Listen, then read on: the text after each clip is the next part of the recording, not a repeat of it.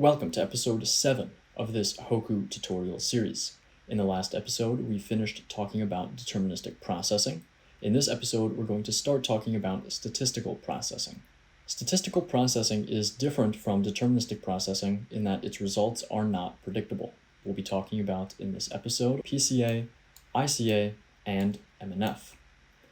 We'll start with PCA, and we're going to first just build the job for PCA, and then I'll explain what it is doing. The PCA is outlined in red, which means we need to give it more information.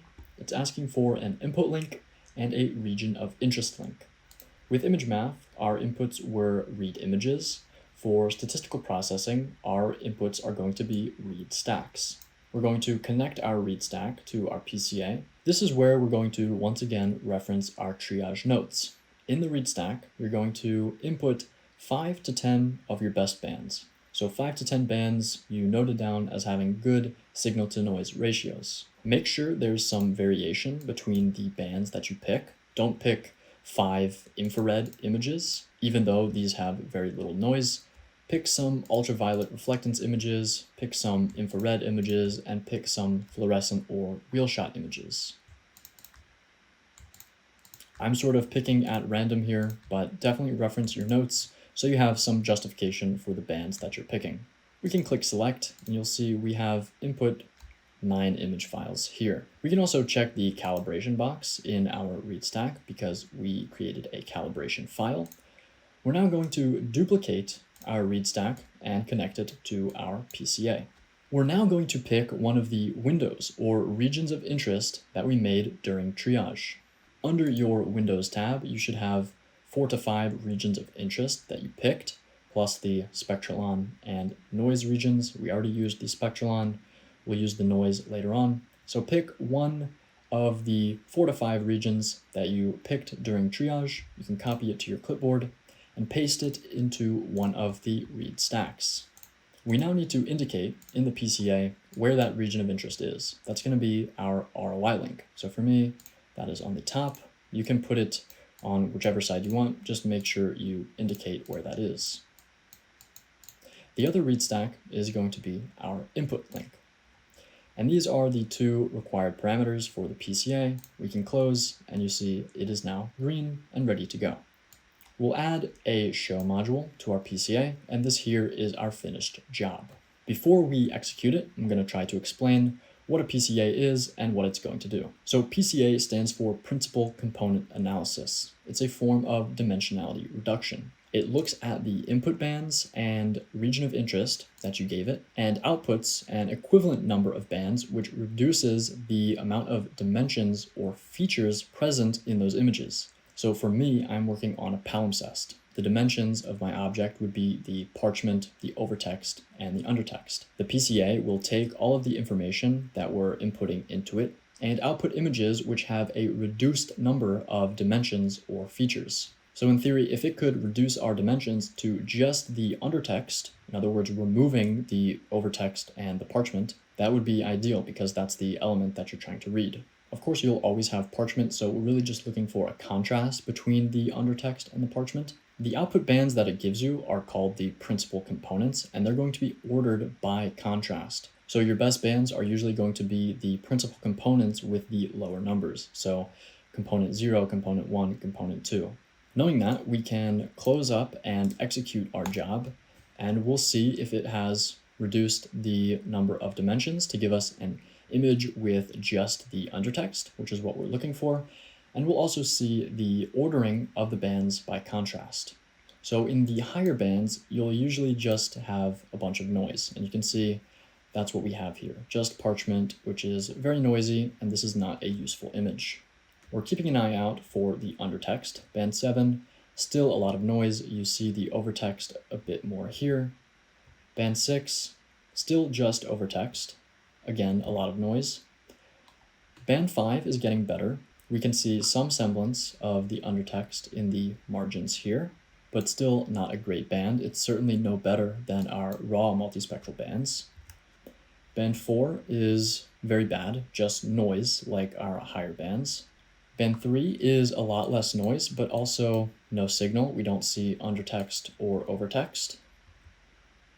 Okay, here we go, band 2. This is a band where you can see our undertext very clearly and our overtext has blended into the parchment. Our second component here is very good. The undertext is white, which is not ideal, but we can easily fix that by inverting the image. We still have 2 more bands to look at. Okay, band 1 is very noisy. Our undertext is dark, but it's not very easy to read because of all the noise. And lastly, we have band 0. This is our highest contrast principal component, but our undertext does not have good contrast with the parchment or the overtext. So we're really interested in band 2 here because of the way the overtext has been suppressed while the undertext is still present. This is a band that we would want to save. So you're going to remember which band it is, and if there's anything else you need to do to the image. So in my case, I need to invert this so the text is black. If we want to take just a specific band from our principal component analysis, we can use the crop module. You can use the crop module to crop a window from your image, but you can also use it to crop a band from a multi-band image. So we want band 2. We then want to save our image, which we know we do with a right image. Remember, we also need to invert it because the text is white. And then we'll look at the file name and the file format. Go ahead and browse to your processed folder. I'm going to click on the RGB image we created just to get the object name and folio number. And now we're going to give some description to our image. In this case, it's a PCA, so we'll indicate PCA in the file name. And I'm also going to say band 2. As long as you have PCA in the file name, the rest is pretty arbitrary. If you have some specific subset of bands that you input into the PCA, it could be worth indicating that in the file name. So say I just used ultraviolet images, I could say something like UV PCA. In my case, I sort of used random bands, and it's sort of assumed that you'll be putting a certain subset of your best bands into the PCA anyway. So you don't have to indicate that again in the file name. Something like this, PCA or PCA band 2 will suffice. We're then going to change the file extension to TIFF. We're going to be saving this band as a TIFF, not a JPEG. What I would recommend you to do is save your outputs from statistical processing as TIFFs, and also as 16-bit TIFFs, not as 8-bit TIFFs. I know when we talked about creating an RGB image and saving images, I said to save them as 8-bit JPEGs, and that's because our RGB image is a final result. We're done with our RGB image. We're going to send that to whoever or wherever it needs to go to, or display it on a computer or a web page or something like that. The bands from a principal component analysis, you can always improve later down the line with other deterministic methods like normalize or blur divide or pseudocolors, which we're going to talk about in the next episode. So in order to preserve as much quality as possible from your PCA, you're going to want to save it as a 16-bit TIFF. If you want, you can save this also as an 8-bit JPEG so that you have 2 versions, one that you can continue processing, the 16-bit TIFF, and not lose quality, and one that you can share around and send to people because it might just be a good result on its own, and in that case it would be worth having an image for display purposes. But for right now, I'm just going to save this as a 16-bit TIFF so that we can continue processing it. I'm going to execute this job, and then we'll navigate to our processed folder and see what the image looks like to make sure everything worked. In our processed folder, you can see our PCA image here. And here you go. This is the second principal component from our PCA. This is what that image looked like, just inverted so that the undertext is black. This makes it a little bit easier to see why it's such a good image. The undertext is dark, it has good contrast with the parchment, and the overtext has been suppressed. It's basically the same color as the parchment, which lets us see the undertext that's peeking out from behind the overtext.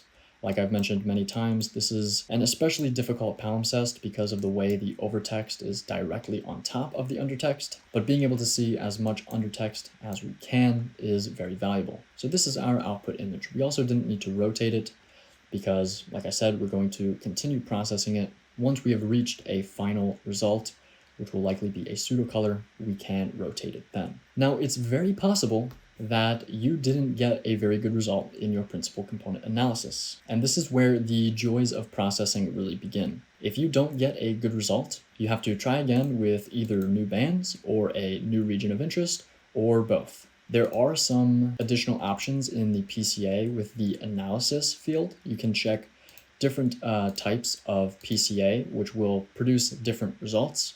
Usually the results don't vary too much, but there is a chance that a different analysis version could give you better results. But if you didn't get something that you like, give your PCA new bands, a new region of interest, and run it again.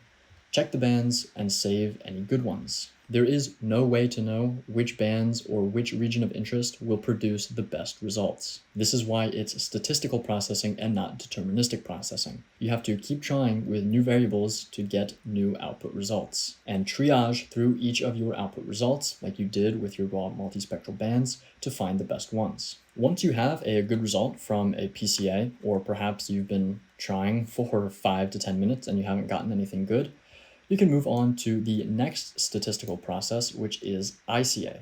For ICA, we can simply replace the PCA in our job and indicate again the input and region of interest link, show the results. We don't want to save anything because we don't know what these images look like. And this will give you new images.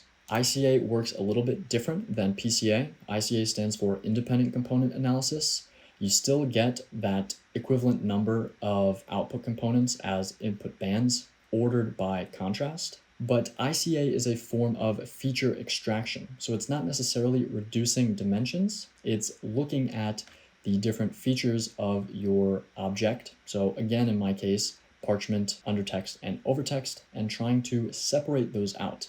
And you'll hopefully see that in the output bands, where you'll find one image where it's extracted the element that you want to see, in my case, the undertext. So we have 9 new bands to look through here. Of course, the last band will always be a pseudo color, so we don't care about this band. 8, lots of noise, no signal. 7, same thing. 6, same thing. Okay, 5 is interesting. We can see a little bit of undertext, but the overtext is still very present and it's the same color as the undertext. So this won't be a very good image, but we have some signal here. 4 is almost decent. There's a lot of noise, but our overtext has been suppressed. It's a relatively similar value to our parchment, while our undertext is white with good contrast. If we inverted this, we would get the black undertext, and it would be decent, but there's quite a bit of noise here, which makes it difficult to read the undertext, like up here, for example. So we'll look through our other bands. Perhaps we have a better option.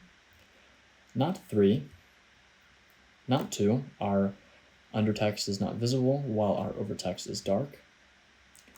Not 1. 1 has decent signal with our undertext, but quite a bit of noise, and our overtext is still very prominent.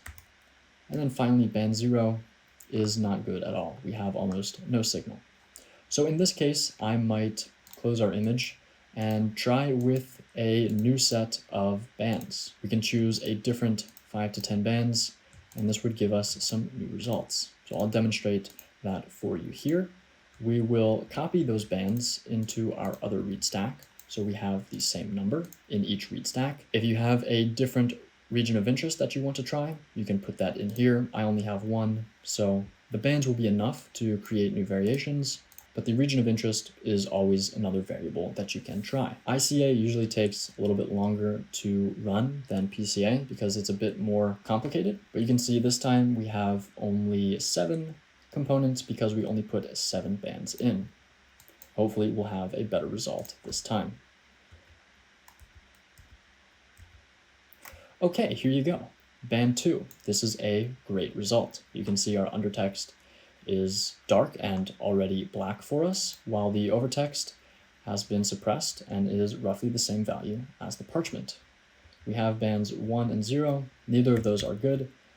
So again, like our PCA, the second component is very good, and we would want to save this image.